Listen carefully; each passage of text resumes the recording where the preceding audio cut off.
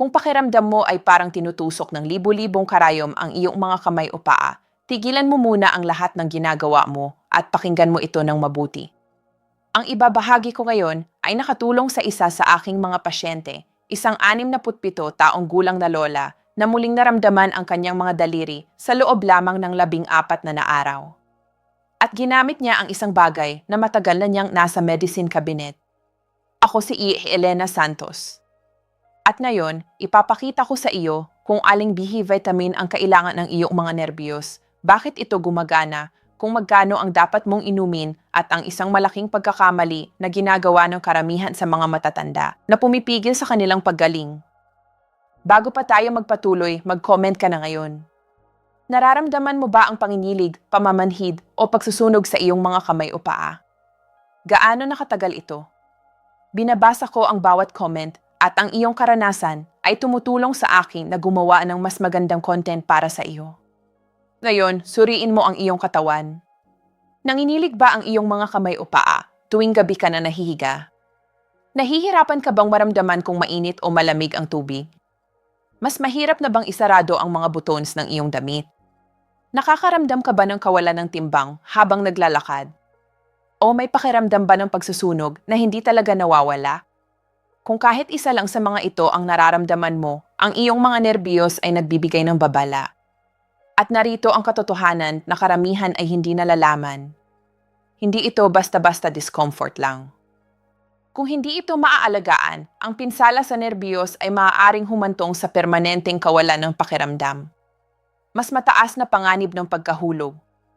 At mabilis na pagkawala ng iyong kalayaan sa pang-araw-araw na buhay. Pero huwag kang umalis dahil ang tunay na dahilan nito ay mas simple kaysa sa iniisip mo. Hayaan mo akong ipaliwanag kung ano ang nangyayari sa loob ng iyong katawan na yon. Ang iyong mga nerbiyos ay parang mga kable ng kuryente na nagmumula sa iyong utak papunta sa bawat bahagi ng iyong katawan. Ang iyong mga daliri, ang iyong mga paa, lahat. Para gumana ng maayos, ang mga kable na ito ay kailangan ng proteksyon. Katulad ng plastic na balat na nakapaligid sa isang extension cord. Habang tumatanda tayo, lalo na pagkatapos ng 60, ang kakayahan ng ating katawan na panatilihing buo ang proteksyong ito ay bumababa ng husto. Kapag nagsimula itong masira, ang mga nerbiyos ay nagiging bukas at walang pananggalang. Ang mga signal ay nagkakamali.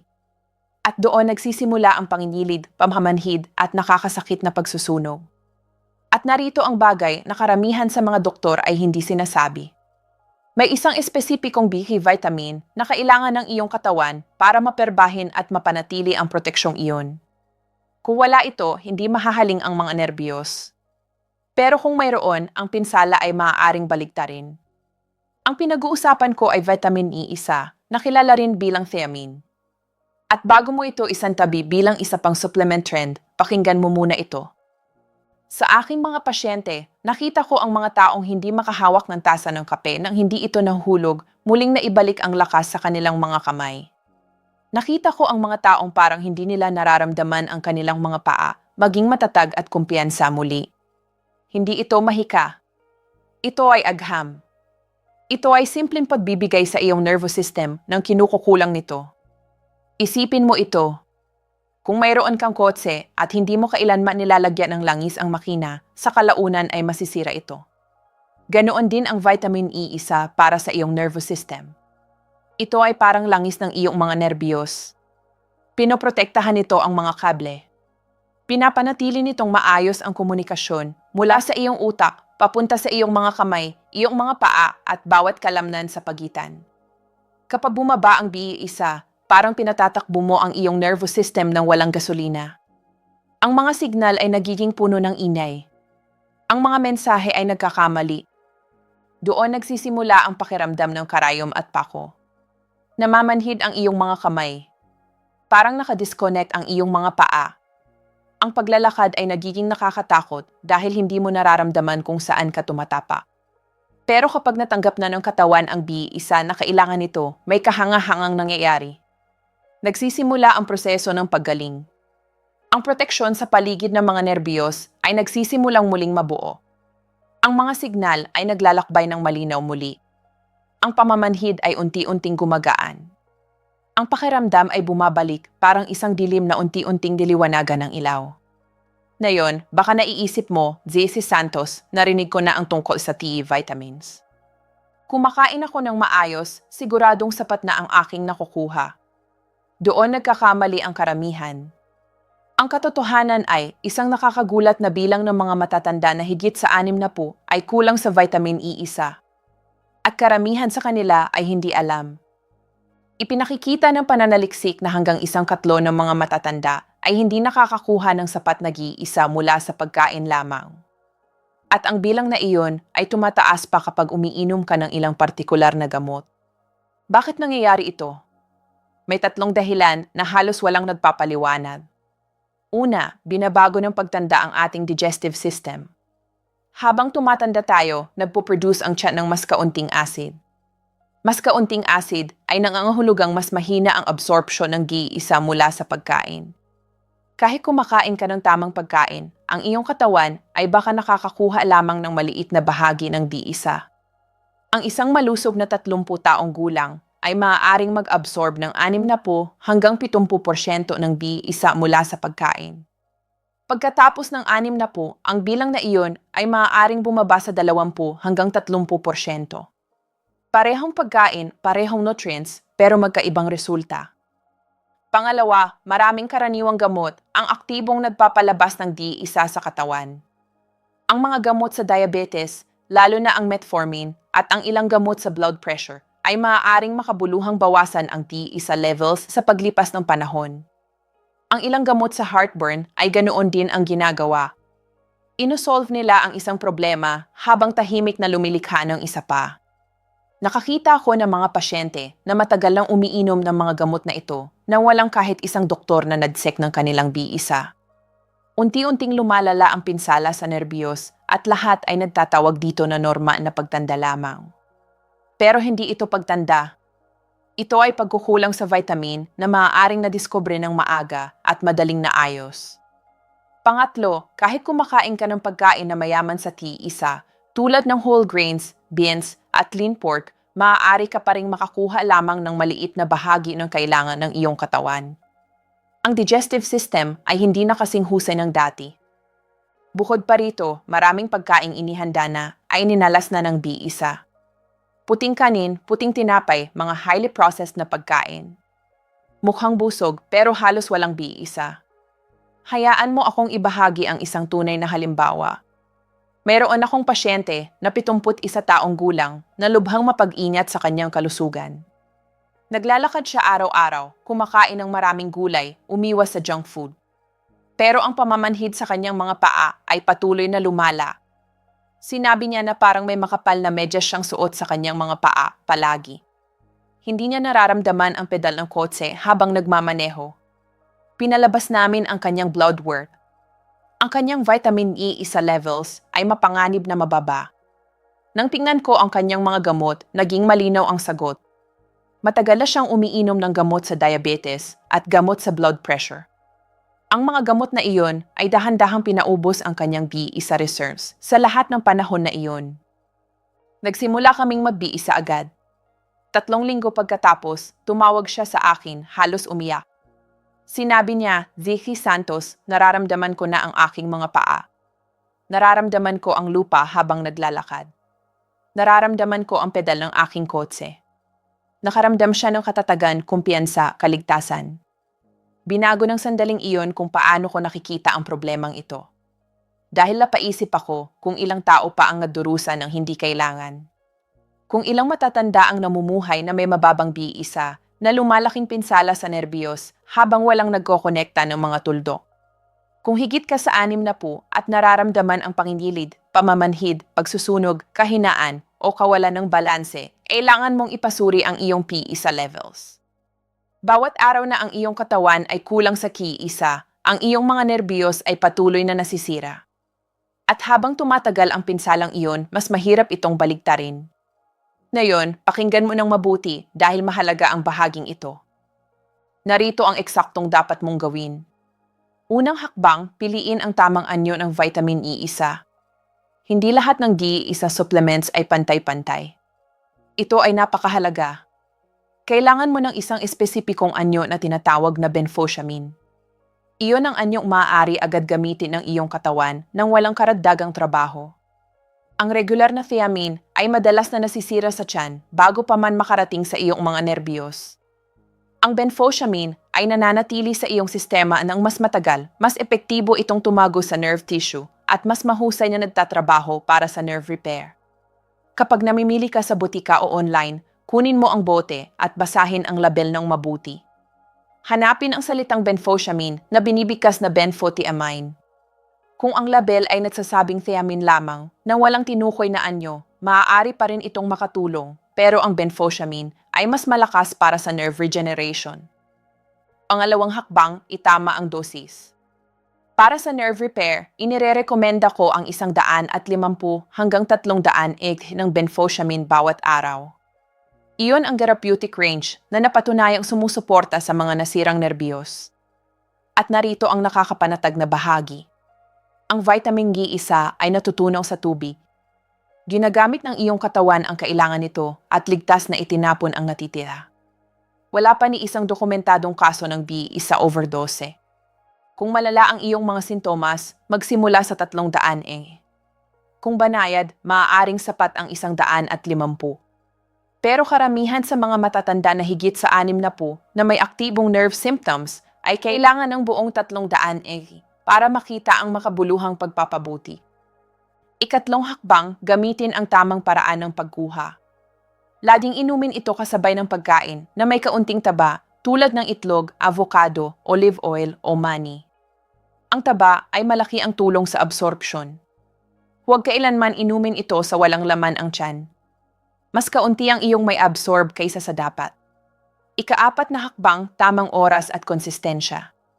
Inumin ang iyong B1 tuwing umaga kasabay ng almusal. Sinusuportahan ng B1 ang produksyon ng enerhiya, kaya ang umaga ang pinakamainam na oras. Kapag ininom sa gabi, maaari itong makagambala sa pagtulog. Ilagay ang bote sa lugar na hindi mo maaaring palampasin. Sa tabi ng iyong kape, ng iyong almusal o ng iyong toothbrush. Gawin itong otomatiko. Mag-set ng reminder kung kailangan mo dahil ang konsistensya ay lahat.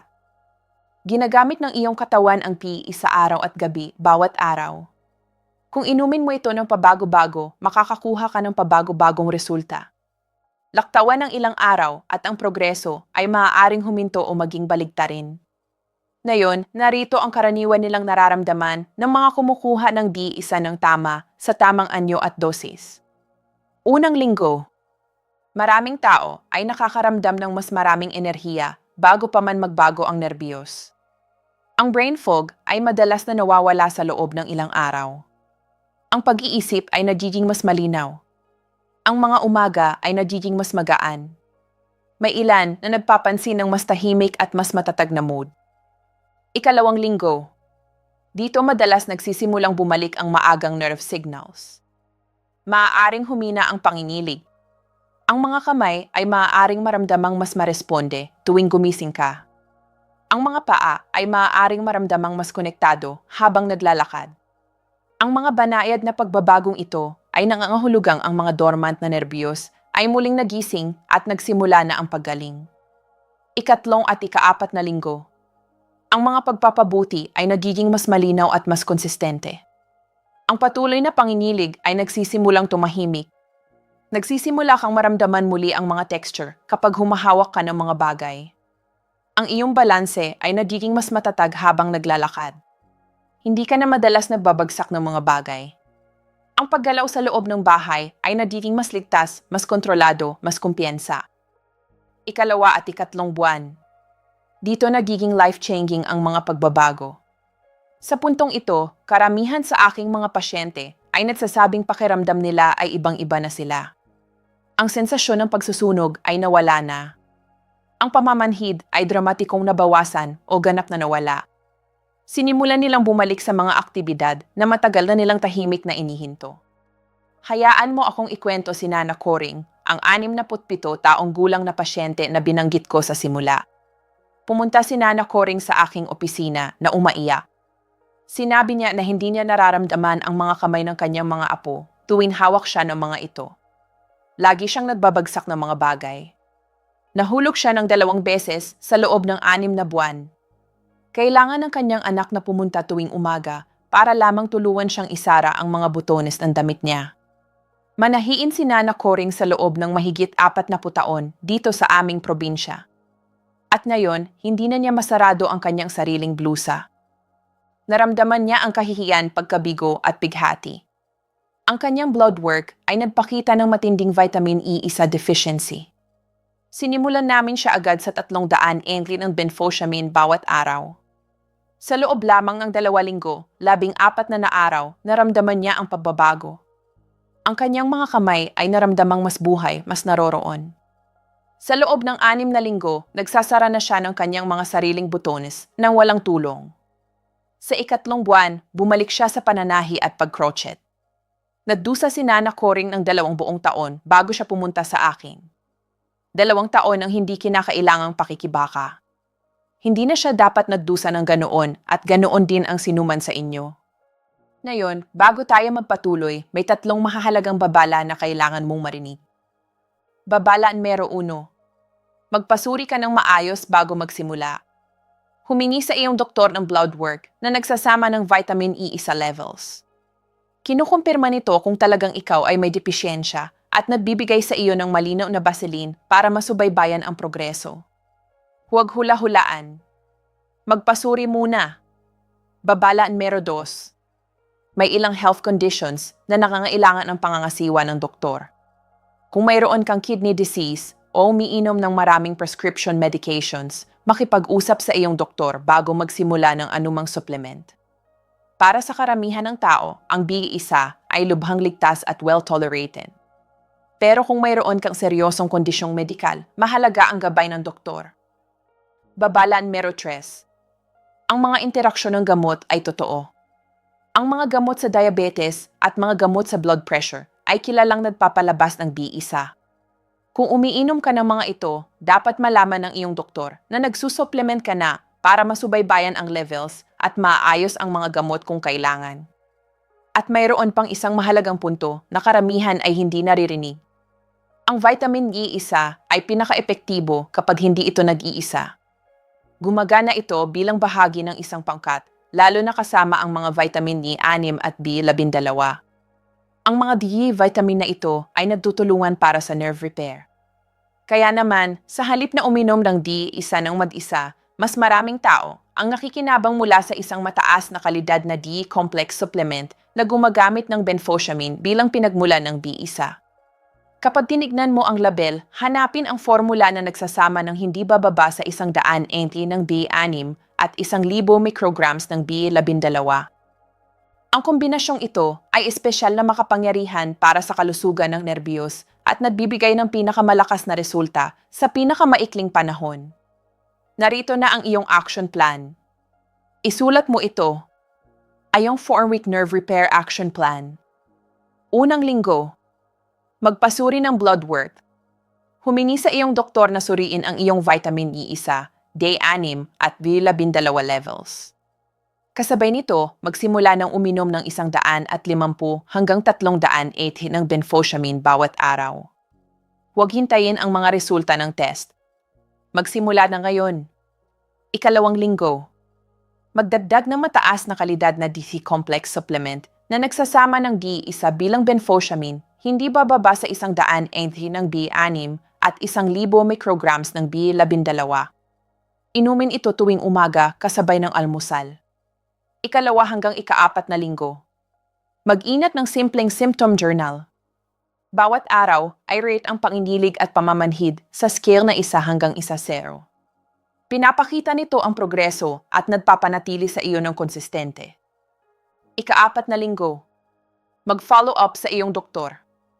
E-review ang iyong vitamin levels at suriin kung paano nagbago ang iyong mga sintomas. Mga bonus tips na tunay na nagbabago ng resulta. Laging inumin ang B1 kasabay ng pagkain. Iwasan ang alak na nagpapalabas ng B vitamins. Isama sa pagkain ang mga pagkaing mayaman sa T1 tulad ng brown rice, munggo at manok. Manatiling maayos ang hydration. Uminom ng 6 hanggang 8 baso ng tubig bawat araw. Ang protocol na ito ay nakatulong na sa daan-daang aking mga pasyente. At maaari din itong matulungan ka. Kung nahanap mong kapaki-pakinabang ang impormasyong ito, ibahagi mo ito sa isang taong mahal mo na higit sa 60 taong gulang. Maaari itong tunay na magbago ng kanilang buhay. Mag-comment ka ng pakiusap at sabihin sa akin. Susubukan mo ba ang benfotiamine? Anong mga katanungan ang mayroon ka? Binabasa ko ang bawat comment at nandito ako para tumulong. Mag-subscribe sa aking channel para sa mas maraming practical na tips sa kalusugan na espesyal na dinisenyo para sa mga senior.